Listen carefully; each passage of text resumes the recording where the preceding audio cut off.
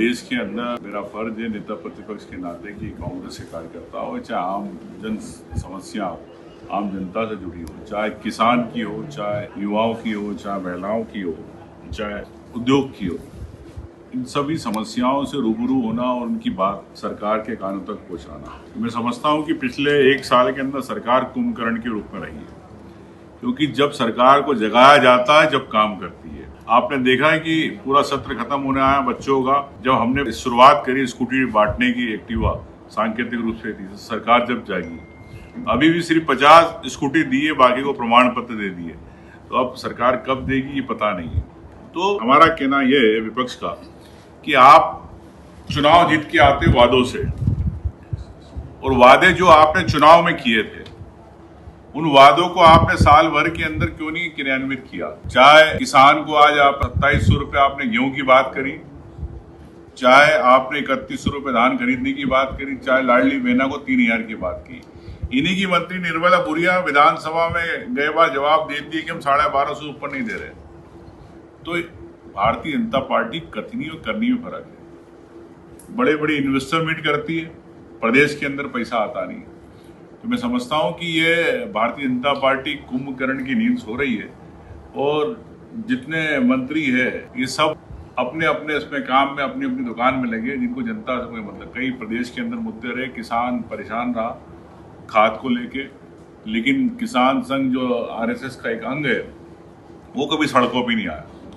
ये कभी जाते विधानसभा सचिवालय वल्लभ भवन में सिर्फ सांकेतिक धरना प्रदर्शन कर रहे, लेकिन जब किसान पूरा प्रदेश का रो रहा था, परेशान था, खाद के लिए उसकी फसल नहीं लग पा रही थी, ये कहाँ गया किसान संघ?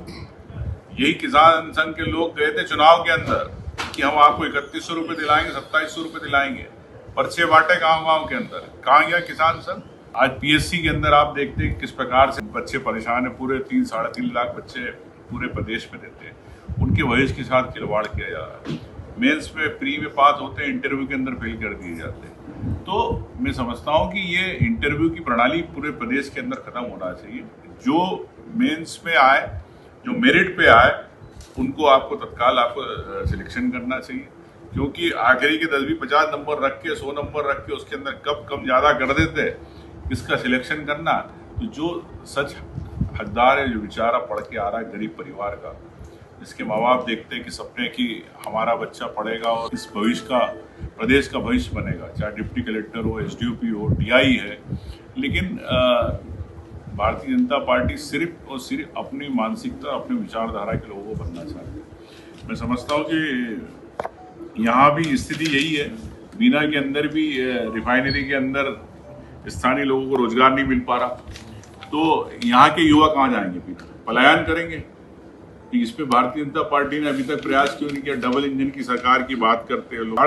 3,500 एकड़ के गौशाला फॉर्म चालू की थी, सरकार ने बंद कर दी। क्यों बंद कर दी?